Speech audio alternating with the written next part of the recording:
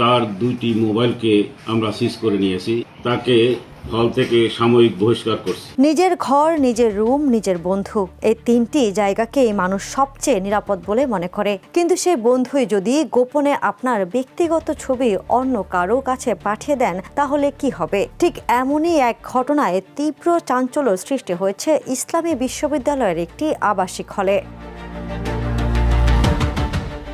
অভিযোগ উঠেছে ইসলামী বিশ্ববিদ্যালয়ের জুলাই 36 আবাসিক হলের এক শিক্ষার্থী তার সহপাঠী ও রুমমেটদের ব্যক্তিগত মুহূর্তের ছবি অনুমতি ছাড়াই নিজের প্রেমিকের কাছে পাঠিয়েছেন। অভিযুক্ত ওই শিক্ষার্থীর নাম তুবাউল জান্নাত ঐশী। তিনি বিশ্ববিদ্যালয়ের অর্থনীতি বিভাগের 2021-22 শিক্ষাবর্ষের শিক্ষার্থী।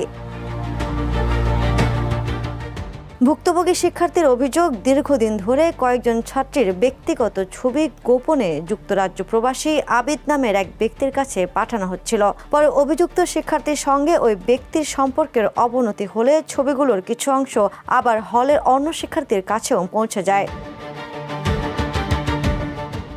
এরপরই পুরো হলে শুরু হয় তীব্র উত্তেজনা। এখন পর্যন্ত অন্তত 10 জন শিক্ষার্থীর ছবি শনাক্ত করার দাবি করেছেন ভুক্তভোগীরা। অভিযোগের পক্ষে কিছু স্ক্রিনশটও সংরক্ষণ করা হয়েছে বলে জানা গেছে। তবে অভিযুক্ত শিক্ষার্থী তুবাউল জান্নাত ঐশী দাবি করেছেন, ঘটনাটি অতিরঞ্জিত করে প্রচার করা হচ্ছে। এদিকে হল প্রশাসন জানিয়েছে, লিখিত অভিযোগ পেলে বিষয়টি তদন্ত করে প্রয়োজনীয় ব্যবস্থা নেওয়া হবে। একই ধরনের বক্তব্য দিয়েছে বিশ্ববিদ্যালয় প্রশাসনও। Desk report, the news. দেশে দেশে সবার সাথে, দ্য নিউজ।